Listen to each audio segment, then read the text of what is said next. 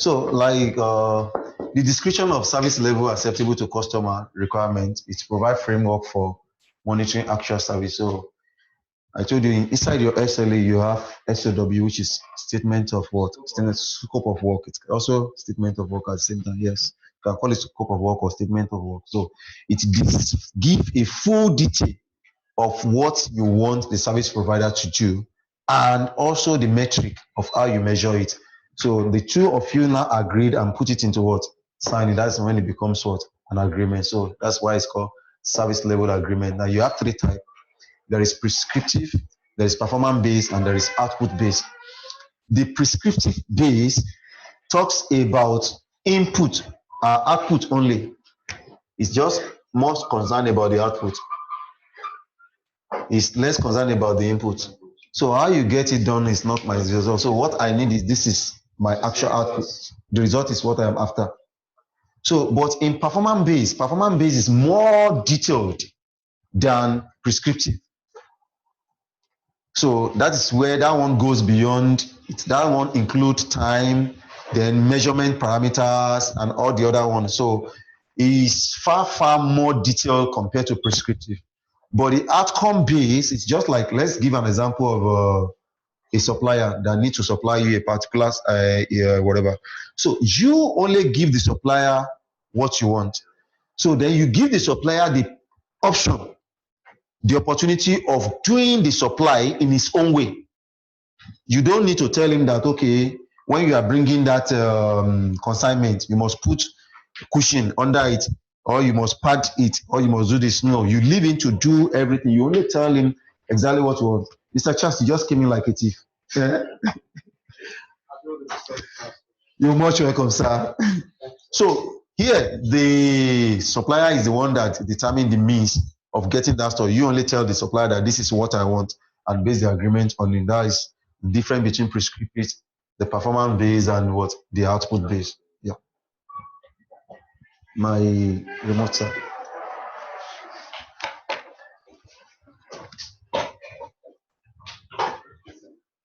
So a service level agreement is a physical document that is legally binding service agreement between a facility management department and a user of service, consisting of such business topic of safety, quality, and what? And staffing.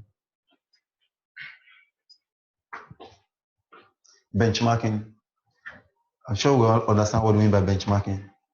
Mr. Ibrahim, let me start from you. Oh no, let me start from Mr. Charles. Benchmarking. Benchmarking to me comparing. Exactly. So when you're comparing like to like A for A and apple to apple, not like when you are comparing a story building alongside with two-story building. It's A for A and B for B, apple for apple. That's external benchmarking. External benchmarking, a proven FM industry method, measuring FM operation of like kind with what with one another, like kind. That is something similar to what you are doing. So if you have a secondary school you're facilitating, managing currently, so you can check what other facility providers within that area who is also managing a secondary school at the same time, what exactly are they doing. So you use that one to benchmark. Then that tells you if there is a gap. Benchmarking can give you gap analysis. You know, okay, sorry, there's a gap here. I need to like quickly meet all this gap. Social media and internet now make cost and effective metric information from other FM institutions much more accessible and what available. So social media, you can easily chat one of your colleagues into FM industry as well. Sorry, how much do you pay a janitor in your environment? Or according to labor law, what is the actual amount you need to pay a plumber? So from there, it is easier for you to like within a twinkle of eye get information. So by the time you sample, okay, facility management A is paying their plumber so amount, B is paying so amount, third is paying so amount. So you can like get an average of how much. So that saves you from either overpaying or underpaying that particular staff. So even if the staff want to leave, okay, you are paying 30, Mr. Ibrahim is paying 35, and Mr. Aziz is paying 33. So if a plumber want to live within the three, we now consider that the price is almost same thing. So if it's going to even join, we'll be looking for something that is maybe like around 50. And when it sees that there's nobody doing that within that range, it's still stay whatever. So those are part of where you need to like an equally compelling source, facility management, quality improvement metrics and operational benchmarking through membership with what BOMA.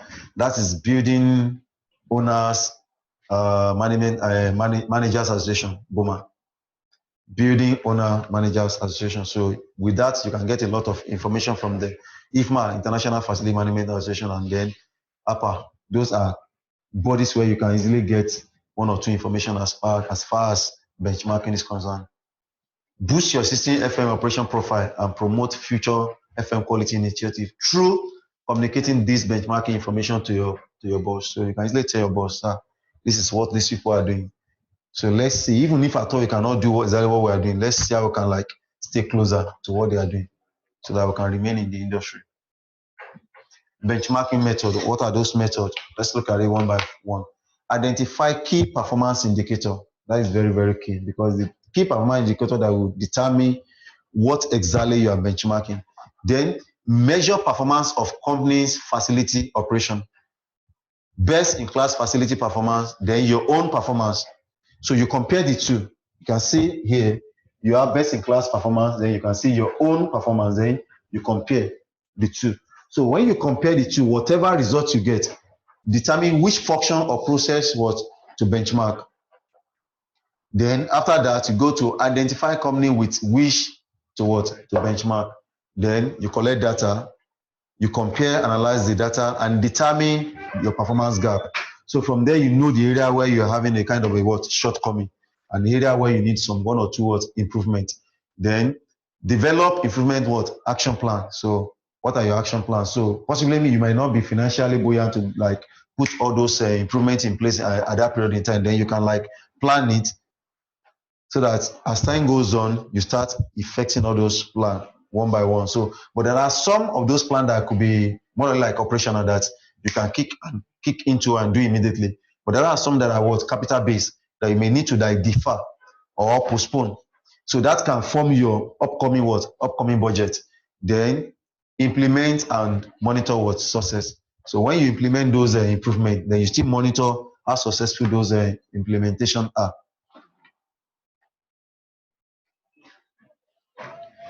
7 quality control tools.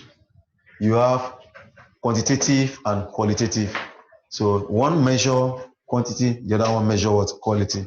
So used for organizing and communicating numerical data, you have Pareto chart, checks sheet, you have scatter diagram, you have control chart, you have histogram. Then under qualitative, you have used to process information for decision making, which include flow chart, cause and effect diagram. So let me just try to say one or two things about each of them. Let's start with the Pareto chart. In the last class, I mentioned about something about Pareto principle. That is 80-20%. Yeah, you remember now that 80%, 20% of the world richest people control 80% of the world wealth, while the remaining 80% share the remaining 20% wealth. So Pareto principle here says that 80% of cost will result to 20% of what effect. So like 20% of cost result into what 80% of what effect rather. So when you do 20% of your action will result into 80%, you will reap like 80% of what the output. Like I always explain to people that when a farmer planted a seed, what comes out of it is just only one grain of that seed. It's like a complete maize. That is what's coming. If you plant one single grain of beans, it's not that one single grain that you're going to harvest. So it's just like 20% cost, 80% what effect. So that is what Pareto chart is. And Pareto chart is just combination of histogram and a line graph. So the histogram, you have the histogram going in a descending order. Why the graph touching whatever? Yeah. Yes. So you have checks sheet. The check sheet is more or less like assuming you are in a production environment where you have a product. So we can say today is Monday, you are Tuesday, you are Wednesday, you are Thursday, you are Friday, you are Saturday. Monday, let's use 5 days. And assuming, I think people that use this a lot are possibly poultry farmer and whatever. We can also use that at the same time. So we can say small egg. The egg, you have a standard weight for each of the egg that you want to sell out. But that doesn't mean all the egg that you are producing here, that your layers are laying, are actually the same size that you expected. So let's assume on Monday, small egg, we didn't have anyone. On Tuesday, we have just only what? 2. On Wednesday, nothing. On Thursday, we have 1. And on Friday, nothing. So total number of small egg that we have within that 1 week is what? 3.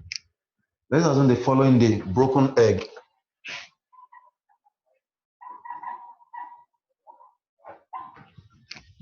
Here we have 5 on Monday. We have 2 on Tuesday. Wednesday, nothing. Thursday, 3. Then Friday, 1. This is what? 7, 10, and what? 11. So from here, you can easily deduce which one among all these parameters you are measuring give you a lower one. So 3 here, that means small egg, production of small egg is very, very well, very, very low. But the number of broken eggs that we're having is high. So here, what do you focus on? This particular point.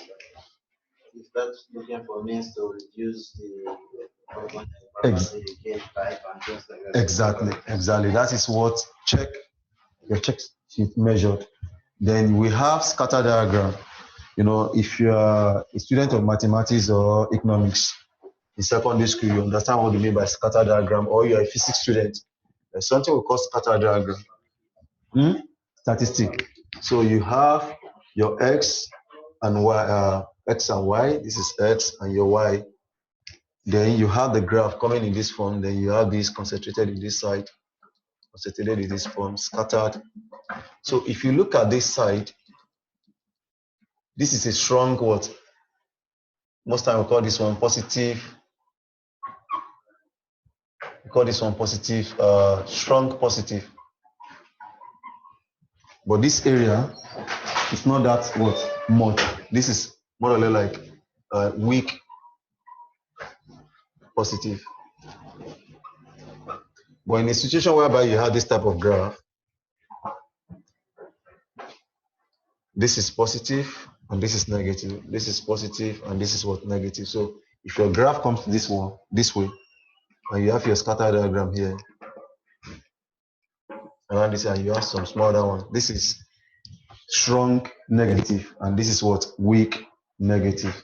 So these are more or less like what you use most time to determine what, how, and which area do you need to improve in terms of quality of a kind of a product. Then the next one is what we call control chart. So your control chart is more or less mostly used in computer industry. That's what they call flow chart in computer industry. So let's take an example of that control chart. If you have, let's assume that, let's take the cleaning of this classroom as a control case study. So what happened is that this is here, resume. Then here, next one, after you resume to work, apply detergent. Then next, scrub. Then after scrubbing, next, you do what? You mop. After mopping, dry. Then after that, arrange. Let's use A to determine arrange. So if you look at this flow chart, if a cleaner resumes in the morning, the first thing he does is what? He applies detergent on the floor. After applying detergent, he do what? Scrub. After scrubbing, he mop. After mobbing, you allow it to dry. After dry, then you now arrange all the chairs. So let's assume that can the cleaner arrange chair if the place is not dry? So that means if dry is no, you can't go to arrange. That means you have to go back to what? Mob. Then can the cleaner mop without scrubbing? So that means if he didn't mop, he has to. That is an example of a flow chart. So if yes, no. If no, go back. So, but after completing this flow chart and he arrange, so that means tomorrow he can go back to this place and start all over again. Yes, that is how a flow chart is all about. And I know we are more or less familiar with what histogram.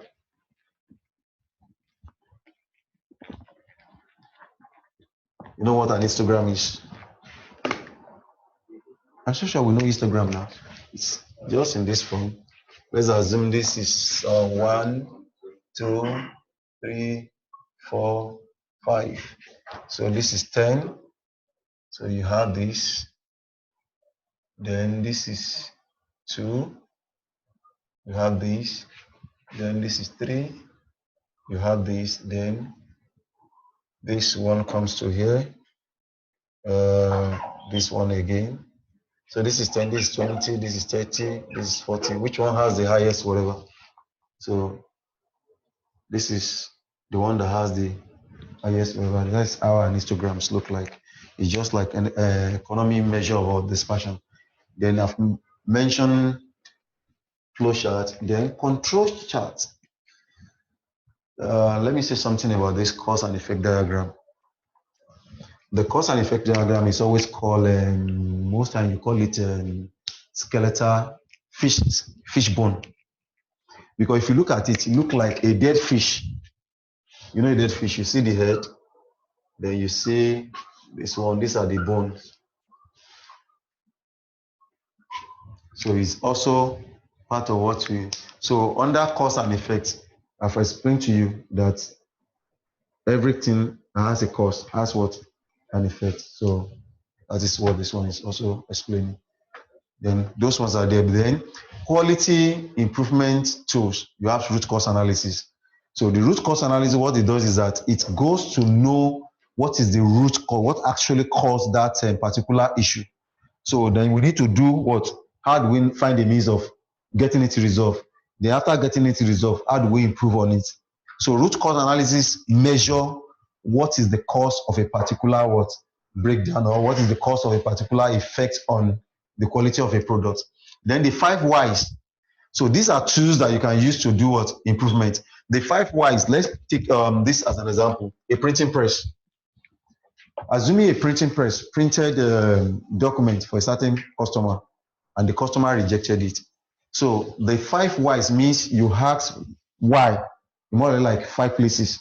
And by the time you are asking the 5th why, you must have determined what is the cause of that particular problem. Assuming a printing press printed a particular document, or we have a printing press who is printing this diary for what? For Max-Migold. And when he brought this diary to Max-Migold, we rejected it. Then the printing press want to know what actually caused Max-Migold to reject this particular diary. So the first question is that the printing was rejected. Then you say why? Okay. The reason why is that delivery was delayed. Then you ask another why again. Why is delivery being delayed? Okay, somebody said because we have it took us time to complete the printing. Okay. More time on production. Okay, why do we have to spend more time in producing? That's the third why, Abby. 1, 2, 3. Why do we have to like waste more time in production? Then somebody say we run out of ink. Okay, sir. Okay. with regards to this example now. Yeah. Now, printing is a core business. Yes. Facility. Yes. So running out of ink. Yes. It shouldn't come up. No, because see, because you can see now you are saying that as a facility company that running out of ink shouldn't what come in. But if you don't ask the question why, you might not know. But what if you could say, okay, due to the electric power supply as against ink? What about generator? But see, I'm not saying try to get my analysis. I am not saying what I am putting here should be the major cause. Generator could cause it that way. You correctly said, but if you don't, by the time you started asking the question why, before you get to the fifth one, you must have known exactly what caused that. Somebody can tell you it's ink. Why the actual cause is not even ink. It could be generator, like you rightly said. So let's assume, okay, let's rule out ink, and we said, okay, power. Then why power? We are having two sources of power. We have electricity, we have generator. So which particular power? Why power? Generator is fluctuating. So you can see from when you started asking questions, you started getting fact. Then at the end of the day, when you now get to the 5 why, you will have seen where the root cause of that problem is. Then what you need to do in that place is that how do you improve? So I think they always call it 5 whys. 5 whys. Yes, that is the reason why it is called 5 whys. So then I've already mentioned, yeah? You have a question. Okay. Mr. Muna, you said you should please go through the root cause analysis. Okay.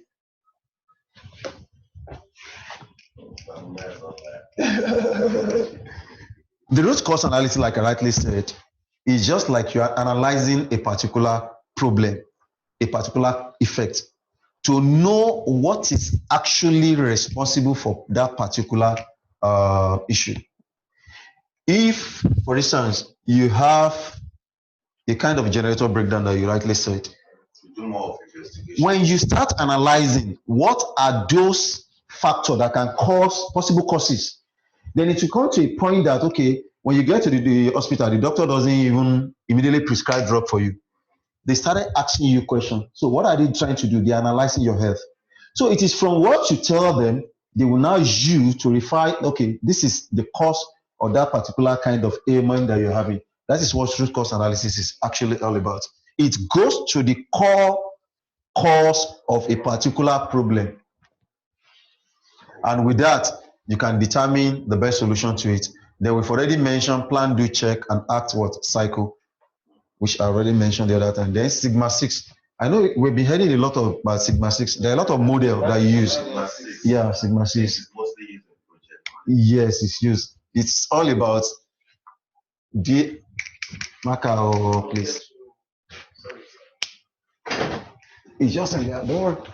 I think I'm becoming family now.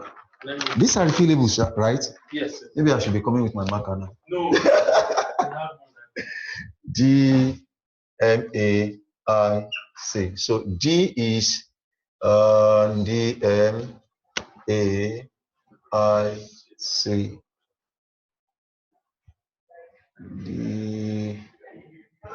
This is measure,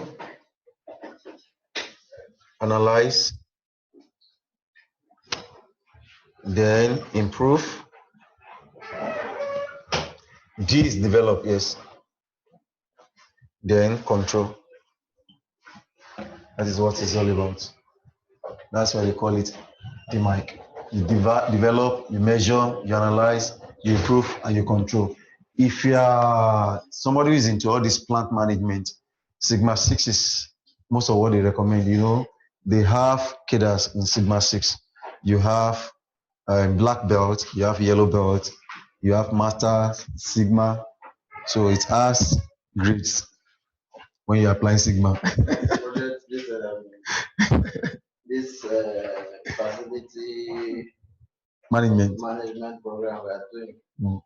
Sweet when you are doing it from the top. Down. When you are doing it from the bottom. But you need to go through the you didn't start university from year one now. You start from the grassroots now. till you get to university. And that's why when you see your children bringing some mathematics to you, look at it, you don't know this thing, but then you've been there before now. So that is what Sigma 6 is all about. Yeah. Then this cause and effect diagram there's something they call a 6M under cause and effect. I think it is man, material, and at the last, no, it's 6M, M into 6 places. I think the last one is mother nature. Mother nature. I think I've forgotten the remaining 3 on that cause and effect diagram. So let's see each of them one by one. That is histogram. You can see between age 35, how many Nigerians are between age 35 and 50? 40 million people are between age 35 and 50. How many Nigerians are between age 50 and 65? 20 million people. How many Nigerians are between age 65 and 80?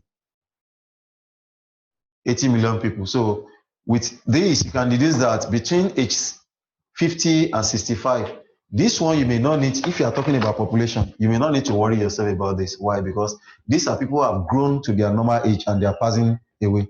But you can worry about what is actually going on here, because that means almost about 20 million people are not crossing this barrier to come to this place. Right? So if you are in a medical line, you can say, okay, fine. We need to pay more attention to people within the age of 50 to 65. So these are more or less like tools that you use to measure quality. So if your facility is falling within this range, you need to find a means of what you need to do to improve on your quality. Then this is checklist, like I explained to us the other time. You can see types of defects, major and minor.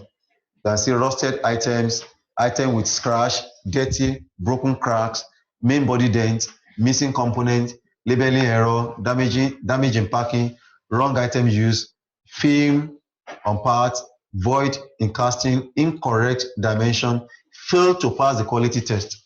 So how many products fail to pass the quality test? Just only 3. How many of that quality? So you're using more likely sampling ratio. But if you look at this, the total count here, you see that the actual thing that we need to pay more attention to is what? The rusted item, because that is the one that has the highest percentage. Then 2, which one do you need to pay lesser attention to? Item with scratch, just only 1. So you can see these are how people measure quality. Then which day of the week do we have the highest defects? That is on Tuesday, which is 12. Which day of the week do we have the lesser defect? On Sunday. Yeah. So if you are a facility manager in this period, that Tuesday becomes your key day that you need to pay detailed attention. Tuesday, Thursday, and Friday, because maybe possibly people are just coming from a club on Monday and they came to work, and that's why you're having a lot of issues. And on Thursday, a lot of people are just coming from a prayer and fasting church program. You said what? I said, no, they're already getting to bed in the weekend. Possibly, you are right. Because when I'm driving on Saturday in the morning, I'm very, very extra careful, because that is when the spirits are returning from the spiritual realm. And you can see the speed is very, very high at that period in time. So I'm always very, very careful. Root cause analysis, like I've already mentioned to you, like a road accident, you start picking things by one. Driver violating traffic rule, pedestrian violating traffic rule, insufficient traffic and road sign, irresponsible traffic officer. So you started picking all those whatever. But at the end of the day, that's why when there is a kind of a crime, what police normally does is that they go to the crime scene, arrest as many as possible. Then they started asking you questions, filtering them. So they can okay, go and bring 20,000 naira for your bail. You go. Then as time goes on, they start cascading down. Then don't be surprised that even after freeing you, you have supplied 1 or 2 information that will lead to another arrest. Yes, now that sir, I didn't know anything. I'm just passing by, and I saw one guy on white shirt that was throwing stone. Okay. Look. I don't know anything that happened. That's the sweetest thing in Nigeria. I don't know. Even if it comes you there. Even under health and safety, when you get to an accident scene, there is something we call root cause and accident analysis as well. So there are certain people you attend to first, and certain things you don't attend to. So somebody having a kind of a third degree burn, which can lead to shock, that's the first person you attend to, compared to somebody that has a first degree of burns. Then when you get to an accident, you consider somebody who has who is not even breathing at all, compared to somebody that is unconscious. So somebody that is not breathing, when you want to perform CPR, that's the first person you first of all attend to. Then when you have, we have three type of bleeding. You have capillary, you have arterial, you have I think venous. So anybody that has venous bleeding is from inside. So that can lead to shock and the person can easily die. Or arterial, which is more or less like from the arteries.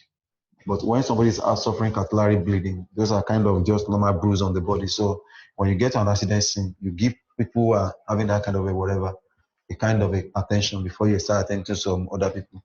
So that is more like what root cause analysis is also all about. The flow chart, you can see I've already explained this. Lamp doesn't work. Is the lamp plugging? No, plug lamp. Okay, the lamp is plugging. Yes. Is the bulb on? Yes. Is the bulb out? Because after plugging the lamp is still not coming on. Is the bulb okay? Yes.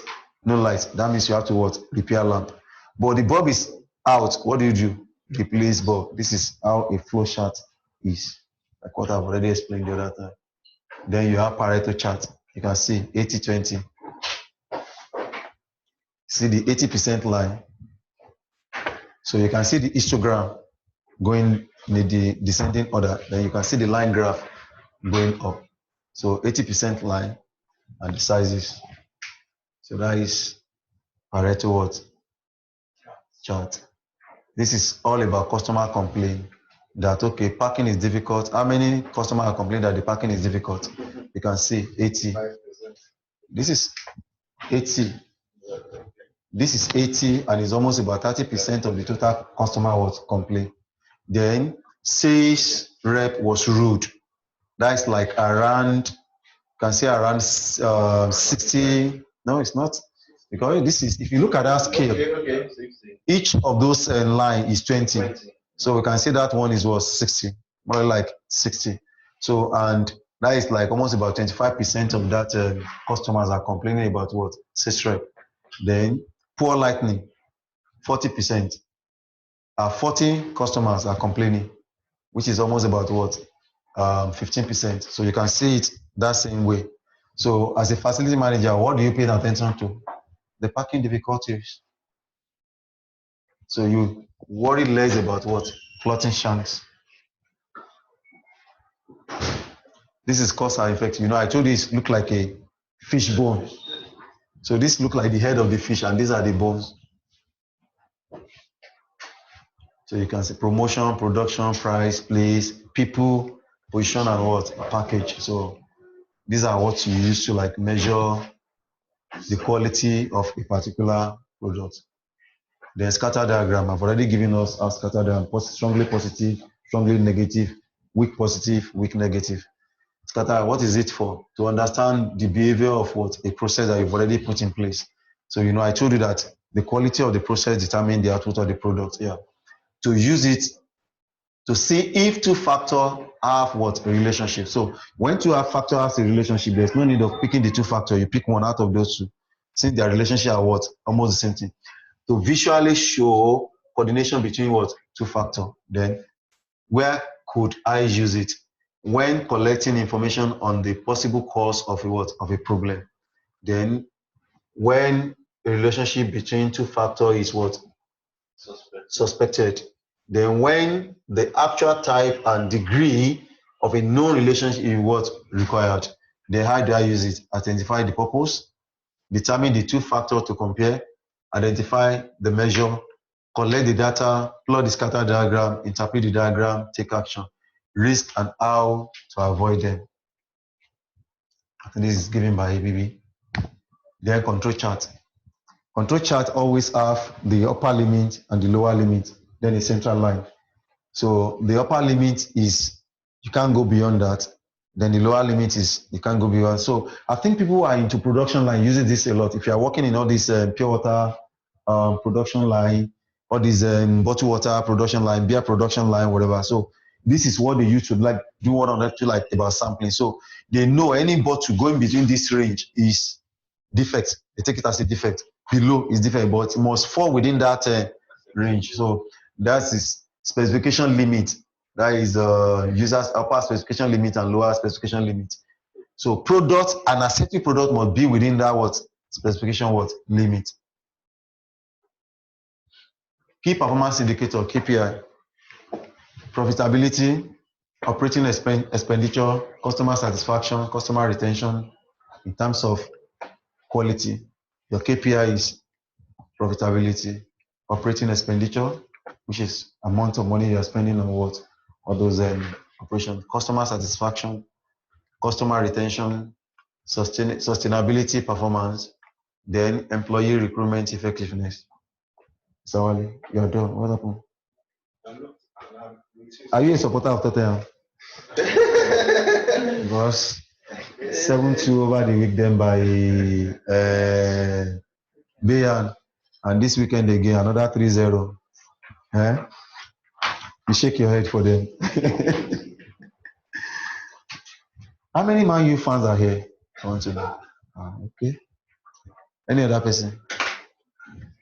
What is going on? You guys are going to no wonder. You guys are going to relegation. What is going on?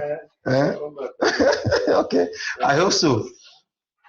Employee recruitment effectiveness, employee absenteeism, turnover, and I've explained staff turnover to us the other time. Right? Employee turnover. Yeah, I've explained. Then workplace productivity. So those are your key performance indicators when you are talking about quality in terms of quality management. Toyota's 14 quality management principle. How many of us have heard about lean? Lean, L-E-A-N. I think I've heard about Lean. not well informed about it. I think it's a kind of a process. Most of these processing industry, that is, they use lean. They call it do it a Toyota way. Have you heard about it? Do it Toyota way. Lean is just like you are removing waste. It's a kind of a process you put in place to remove waste. So you take exact number of employee, you put your factory in exact refined environment, no extra space, no additional laser space or whatever. So that is what Toyota is using for them to become one of the best, for them to make one of the best factory in the world. So that's why people always say, do it in Toyota way. They use lean. Yeah. So top Toyota 14 quality management what principle. Base your management decision on a long-term philosophy, even at the expense of a short-term financial goal. In the long term. Why do you have to base it on the long term? Can somebody... Yeah, go ahead. Why do you have to base it on a long-term philosophy? Instead of at the expense of short-term what? Financial goal. Go ahead. Opportunity for growth. Okay. More vision.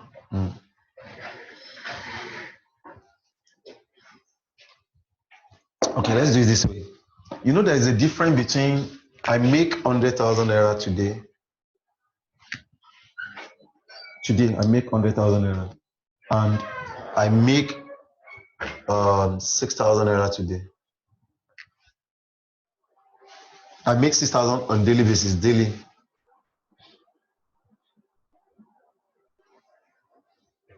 Which one give me a better? Which one? Give me a better. The 100 days. Monthly, and I make 6,000 naira. I make 100,000 naira monthly. I make 6,000 naira daily. For the 100 days. Yes. Sorry, for the monthly. How many days? Good. That is 31 days. Let's take 30 days. 30 days. Yes. Okay. 30 days, you are making 100,000. 6 days. So Yeah. multiply 30 by 30 days by 6,000. Yes. It will be more than That will be how much? That's 6 times 3. That is 180,000 naira. Okay? So that means this gives me more money than this. So I can decide to lose this and go for this. Are you getting my point? I can decide, I can, at the expense of this 100, to make this one, because at the end of the day, I'm still making this 100 and I still have extra 80,000 naira on it. That's why they said, base your management decision on a long-term philosophy, even at the expense of what? Short-term financial goal. This is short-term, this is a long-term. 1 day is short and 1 month is what? Longer. So if I'm making 6,000 naira on a daily basis, it's far better for me than making 100,000 naira in a month. And that's why most time when you want to buy product in large quantity, you see seller telling you they will reduce cost for you. Because if the cost of production of an item is 5,000 naira, and out of that 5,000 naira, I've already built my profit. Assuming out of that 5,000 naira, my profit is 500 naira. If I sell this product at 4,700 and I'm selling like 1,000 pieces, compared to when I sell at 5,000 naira and I'm selling like 100 pieces, which one give me a better profit? The volume give me a better profit. So you base your management decision on a long-term what? Philosophy, at the expense of losing what?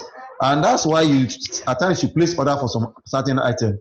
They can tell you it's out of stock, but they may not tell another customer is out of stock. Like something like that. Okay.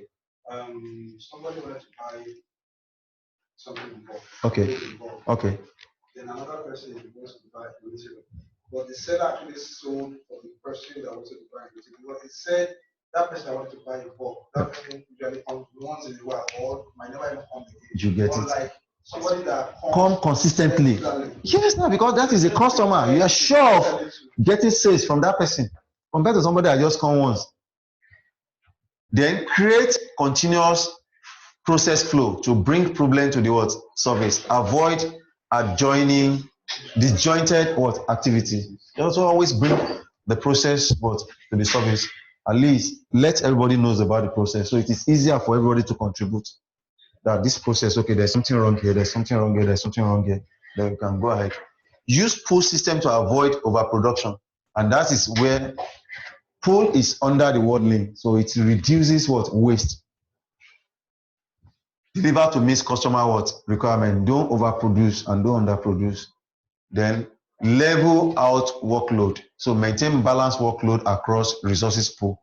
So not that, okay, I give Mr. Tosin out of 100% of job, I give Mr. Tosin 70%, and I give Mr. Wale just 10%, and I give Mr. Bright 5%. So know each of your whatever. So if Mr. Tosin, Mr. Wale can take 30%, so give 30% to him, because you know with that 30%, he can still perform to the extreme. Then Mr. Tosin can perform with 30%. So you just apportion what? Workload. Build a culture of stopping to fix problem to get quality right the first time. So don't just stop today. Okay, let's quickly fix this problem, because like all these factories where you have a production line, there is a particular equipment that puts the syrup in the bottle. From there, it moves to another one that puts cover on it. From there, it moves to another one that puts label. From there, it moves to another. So when the guy that is putting the syrup, it's not putting on only one bottle, it's putting like almost about, it can be 1,000 bottles at the same time. When you stop the production line, what happens? You see that all those bottles will have half what? Content inside there. So when you have half content, both the content is waste, you have to return those bottles back to the initial production line, because the bottle has to be filled. If the bottle is not filled, the one that's supposed to put the cap on it will not put it, because it has sensed that the quantity inside it is already what? Is low. So that means you have to return that thing back to the production line. The content you've already filled in is completely what? Entirely waste. Then standardized tasks. Standardized tasks are the foundation for continuous improvement and what? Employee empowerment. We've already put the standard there. This is our standard operating procedure. In Max-Migold facility management, we resume 8 o'clock and we close 7 o'clock. That is the operating, that's the standard at which we are operating. And our standard is that when you are coming, you must wear any of our brand uniform. Those are the standards. So if anybody is coming with any other thing different from the brand uniform, the person will not be allowed to come in. So standardized tasks are the foundation for continuous improvement and employee empowerment. Use visual control so no problem are hidden. See things yourself. Effective reporting to flag out of control situations. So you see things yourself. Okay, you'll be able to pinpoint what are the problems, then you flag them out. What do you mean by flag out is that, when you want to cross the road and somebody is driving, when you read the red flag, what happened? You are signaling to that person to stop. So it's flag out. How to control the situation. Grow leaders. No, sorry, there is one before. Use only reliable, thoroughly tested technology. I mentioned it that when you are getting a product, that your knowledge about that product determines how you determine if that product is quality product or not. Because as a facility management, you see a lot of contractors coming to your office, selling a lot of products to you. But you need to test that technology. If it's a product that you've not used before, ask question. Call your other facility manager if they have tried that kind of facility before. Or you can even ask the consultant, which facility have you installed this particular device that is working for them? Let me know. Then you can consult those people over there. Sorry, this particular product that you've bought, how effective it is. Just like your lift, your HVAC, your generator, your lighting, whatever, when you are saying something about lighting bulb this other time, you can consult anybody. Sorry, which type of LED are you using? How much are you buying it? What is the duration? How durable it is? So use only reliable thoroughly tested technology. Supply chain partners that serve your people and your process. So it's not every product that come across your way that you just grab. You grab the one that is actually suits your usage. Grow leaders who thoroughly understand the work, live with philosophy and teach it to others. So when you want to grow leader, I always tell people, he who thinks he's a leader and doesn't have a follower, he's just taking a stroll. You must have people who are willingly following you. That is when you can determine that you're a leader. Some people follow you at the virtue of your the office you're occupying. That is a legitimate leader. We call them legitimate leader. Those are people that because of the legitimacy of their the office they are occupying, that's why they have their staff obeying them.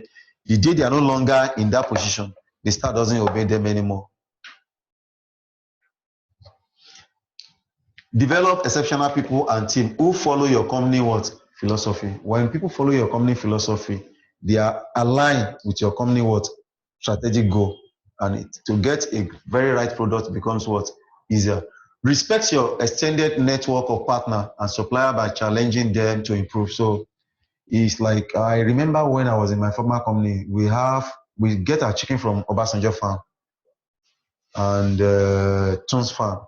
But as time goes on, we stopped buying from Obasanjo farm because there are a lot of facility we needed to put in place that was not in place. So if you are not improving, because like on a 3-month basis, we do what we call auditing for them.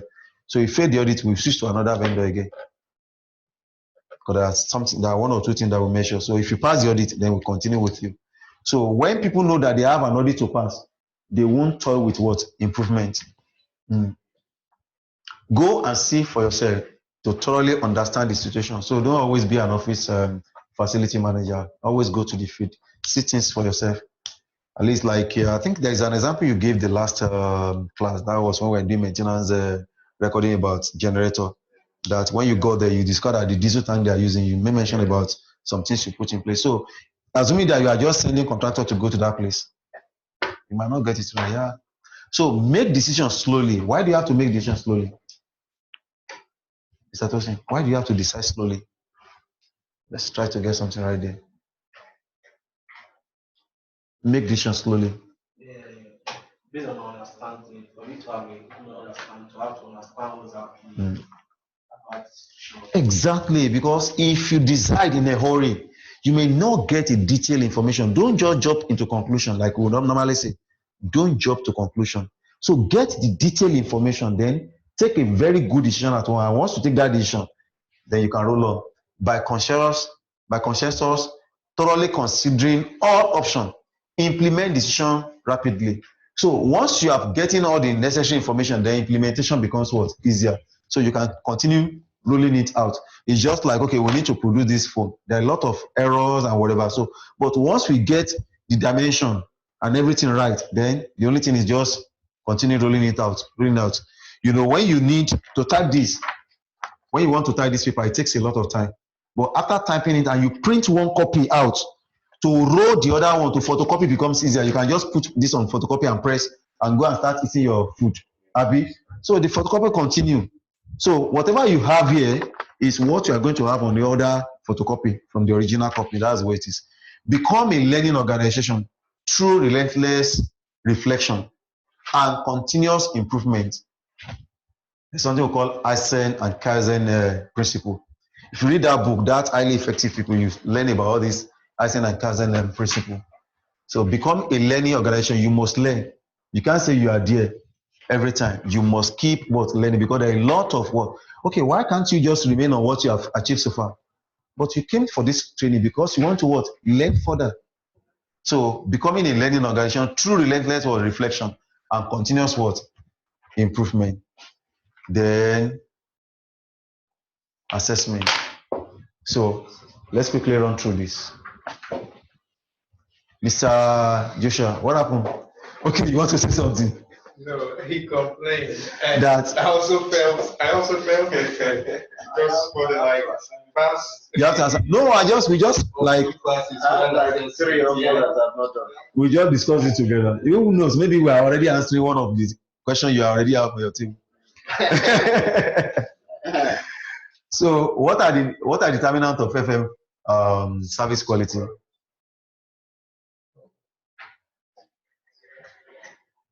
What determines FM quality? List 5 examples of FM quality measurement.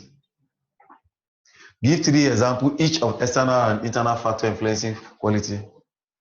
External factor, we know that one now. Flood, weather, I don't need to mention them. We know the internal one. Mention 6 quality improvement measurement tool. Then what is service specification? That is SLA. You can see the way the question comes this time around. What is service specification? The question doesn't say what is SLA. I hope you are getting it. Yeah, it was. So SLA is your service specification because it has the detail of all specification you want, scope of work. So question could be in that format as well. So yeah. Highlight for benefit of quality improved on workforce. How does benchmarking affect facility management service quality?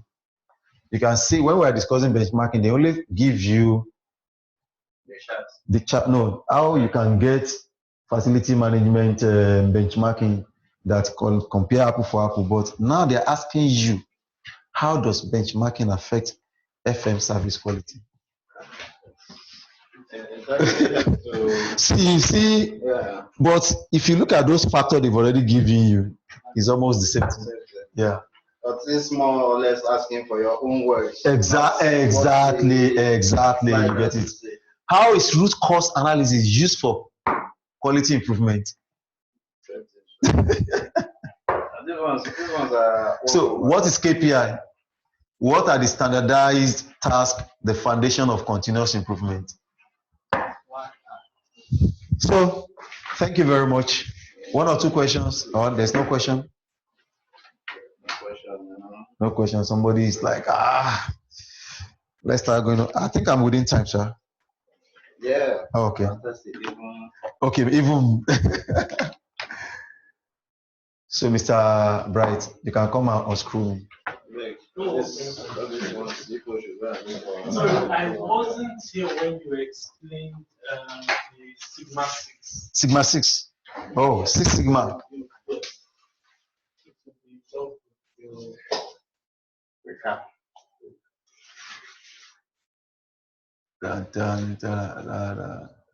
Six Sigma. That is develop, you measure, you analyze, you improve, and you control. That is what Sigma 6 is. It's just like a quality improvement tool. So these are quality improvement to root cause analysis, 5 whys, plan do check, as is 6 Sigma. So they use it in quality management as well to determine the quality of a product. Yeah. Okay. Thank you very much. You're much welcome, sir.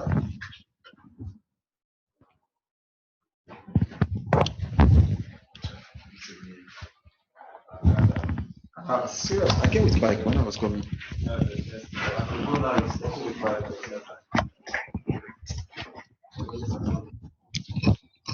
But the bike.